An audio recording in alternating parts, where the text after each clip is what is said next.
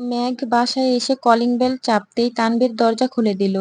মেঘকে দেখে মলিন হেসে জানতে চাইল, কোনো সমস্যা হয়নি তো? তানভীরের চেহারায় চিন্তার ছাপ দেখে মেঘ বয়ে বয়ে বলল, না, কোনো সমস্যা হয়নি।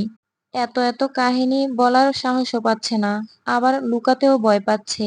মেঘের আম্মু বললেন, তোর চিন্তায় তানভীরের মাথা গরম হয়ে যাচ্ছিল, বাসা থেকে বেরও হচ্ছিল না। মেঘ মুচকি হেসে বলল, তুমি ভার্সিটিতে গেলেই হতো, ঘুরে আসতে পারতে, আর এত চিন্তাও হতো না। কোথায় চিন্তা করেছি আমি, এই তো বের হবো এখনই। মেঘ ফ্রেশ হতে নিজের রুমে চলে গেল। তানভীর রেডি হয়ে বের হলো। নীলচে আকাশের সূর্যের আলো লালচে আভা হয়ে ফুটে উঠেছে। নতুন এক সকালের আগমন ঘটেছে। দিবারাত্রির প্রহর গণে 3 দিন কেটে গেছে। মেঘের অন্তঃকরণে তোলপাড় তোলা অনুভূতিরা পাল্লা দিয়ে বেড়েই চলছে। আকাশের বুকে সাদা তুলোর মতো ভেসে বেড়ানো মেঘরা অতি সত্বর অন্তর্জগতে হানা দিচ্ছে। পয়লা ফাল্গুনের পর থেকে আজ পর্যন্ত মেঘ ভার্সিটিতে পা রাখেনি, এমনকি বাসা থেকে বের হয়নি। বলবে বলবে করেও সেদিনের ঘটনা তানভীরকে বলার সাহস করতে পারেনি।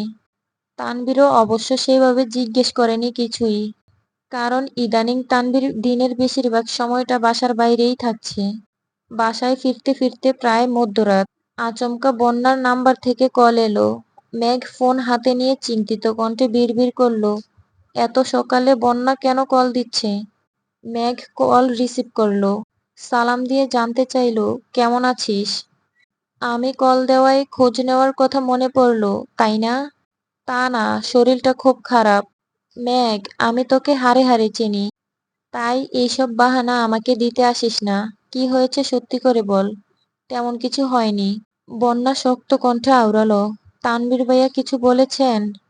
না, ভাইয়াকে কিছু বলিনি আমি। তোকে একটা কথা জিজ্ঞেস করার ছিল। হ্যাঁ, বল। বন্যা আস্তে করে ডুব গিলল। শক্ত কণ্ঠে জানতে চাইল, তানভীর ভাইয়া কি কারো সাথে রিলেশনে আছেন? সেভাবে কিছুই কখনো শুনিনি। ভাইয়া মেয়েদের দু চোখে সহ্য করতে পারে না। ভাইয়াকে কখনো কোনো মেয়ের সাথে কথাও বলতে দেখিনি আমি। কিন্তু কেন বলতো? বন্যা রয়ে শুয়ে নিঃশ্বাস ছেড়ে বলল, গতকাল বিকেলে ওনাকে দেখলাম একটা মেয়ের সাথে কথা বলছেন। মেয়েটার বয়স খুব বেশি না, দেখতে খুব কিউট। মেঘ উত্তেজিত কণ্ঠে বলে উঠল, কি বলিস? আমি যা দেখেছি তাই বললাম। আমি গতকাল মেলা থেকে ফেরার পথেই দেখেছি। একবার ভেবেছিলাম তোর কথা জিজ্ঞাসা করব, কিন্তু তারপর মনে হলো ওনাদের দুজনের মাঝখানে কথা বললে বিষয়টা খুব খারাপ হতে পারে। বাই চান্স প্রেমিকা হলে আমার খবর আছে, তাই বয়ে বয়ে চলে এসেছি। সেদিকে তাকিয়েও দেখিনি। মেঘ ঠোঁট ফুলিয়ে শ্বাস ছেড়ে বলল, ঠিক আছে, দেখছি বিষয়টা। তুই আমার নাম নিস না প্লিজ। আমার মনে হলো তোকে কথাটা বলা দরকার, তাই বললাম, অন্য কোনো কারণ নেই। ভার্সিটিতে যাবি? আপুকে আজ দেখতে আসবে, যেতে পারবো না। মেঘ অভিমানী স্বরে বলল, কোথায়? আমাকে তো দাওয়াত দিলি না। বন্যা হাসি মুখে জানতে চাইল, তুই আসবি? আমি তো ভেবেছি তোর ভাই তোকে আসতে দিবে না। তোর দায়িত্ব আমাকে দাওয়াত দেওয়া, তুই দাওয়াত দে, বাকিটা আমি বুঝে নিব। আমার একমাত্র বড় আপু বৃষ্টিকে ছেলে পক্ষ দেখতে আসার উপলক্ষে আমাদের বাসায় অল্প পরিসরে রান্নার আয়োজন করা হবে, তাই আমি আমার বেস্ট ফ্রেন্ড মেঘকে এই অনুষ্ঠানে উপস্থিত থাকার জন্য নিমন্ত্রণ জানাচ্ছি। ঠিক আছে, ধন্যবাদ। মেঘ সোফায় হেলান দিয়ে বসে আছে। সামনে টিভি চলছে। ঠিক তখনই মেঘের মনোযোগ তানভীরের রুমের দিকে। এর মধ্যে 2-3 বার উকি দিয়ে এসেছে, কিন্তু তানভীর গভীর ঘুমে তলিয়ে আছে, তাই ডাক দেয়নি। মোজাম্মেল খান সকালের দিকে অফিসের উদ্দেশ্যে বেরিয়ে পড়েছেন। হালিমা বেগম রান্নাঘরে টুকটাক কাজ করছেন।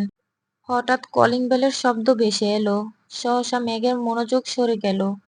সেকেন্ড খানেক পর ঘন ঘন কলিং বেল বাজতে লাগলো। হালিমা বেগম রান্নাঘর থেকে বললেন, হামেদা এসেছে বোধহয়, দরজাটা খুলে দে মেঘ। মেঘ সোফা থেকে উঠে যেতে যেতে রাগান্বিত কণ্ঠে বলল, আম্মু, হামেদা খালাকে বলবে এভাবে কলিং বেল যেন না চাপে। তখনও কলিং বেল বেজেই চলছে। মেঘ দরজা খুলতে খুলতে বিরক্ত স্বরে বলল,